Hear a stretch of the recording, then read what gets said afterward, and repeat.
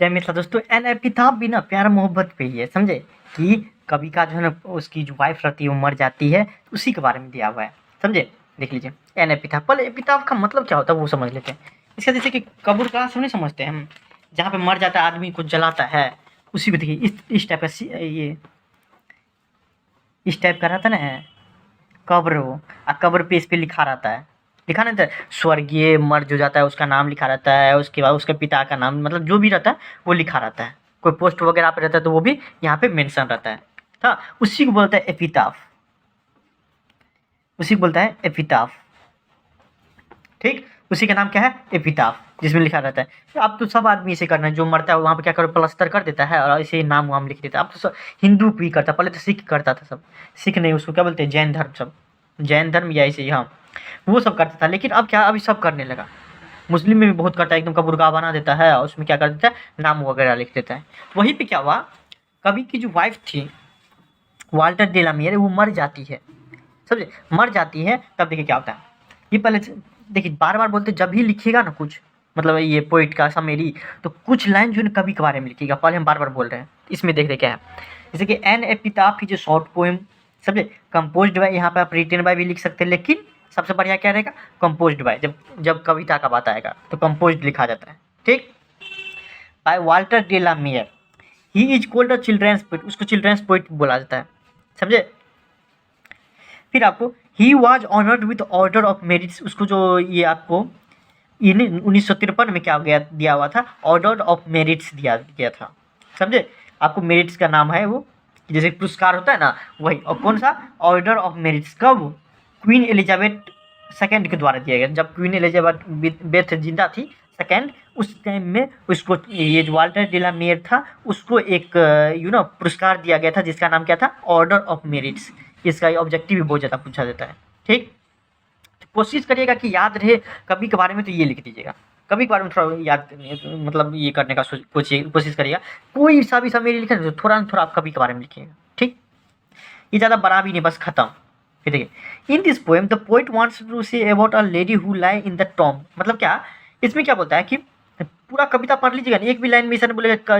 बोलता है ये जो कवि जो है वाल्टर डेलामियर, जो ये इसके अंदर, जैसे कि मान लीजिए कब्रगाह के अंदर आदमी मर जाता है ना, तो ये बोलता है नहीं मरी नहीं है वो मरी नहीं है टॉम्ब के अंदर, वो सिर्फ और सिर्फ लेटी हुई है।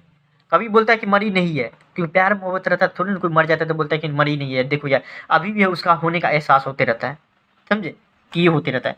तो कभी भी क्या बोले तो poet wants to say about a lady, एक लेडी के बारे में बोलता है, समझे, who lie in the tomb, वो जो कब्रगाह जो था उसमें वो लेटी हुई थी, समझे।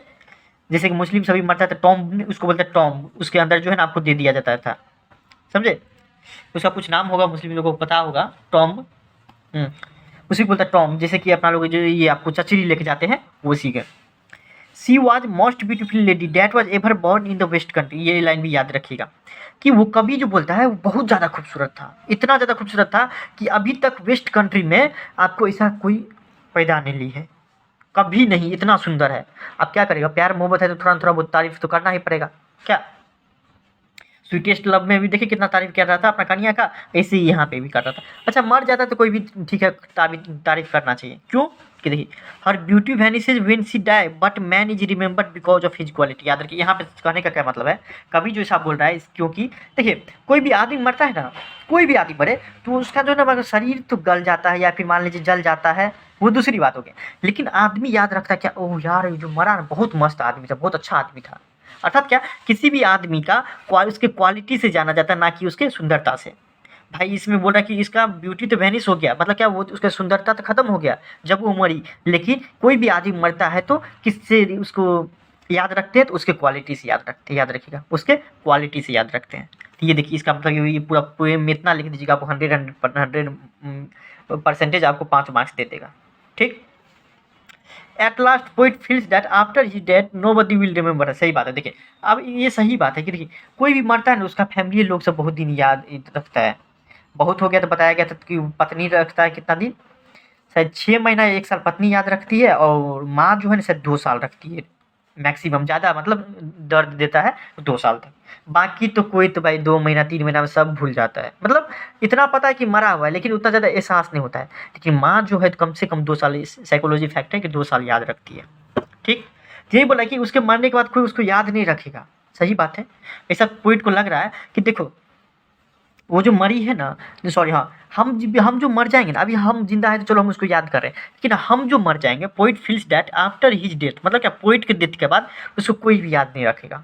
सही बात होता है ऐसे, फैमिली मेंबर मरता है, सिर्फ़ फैमिली मेंबर याद रखता है, बाकी कोई नहीं। तो उससे थोड़ा दुखी भी होता है कभी, जो मतलब देखो यार ऐसा है कि हम मर जाएँगे तो उसको कोई याद भी नहीं रखेगा। तो ये होता है। ये बहुत शॉर्ट है, आप देख लीजिए, कोई दिक्कत नहीं होगा इसमें, समझे? चलिए थैंक यू सो मच। कोई दिक्कत होता है तो इंस्टाग्राम पे आप डीएम करिए।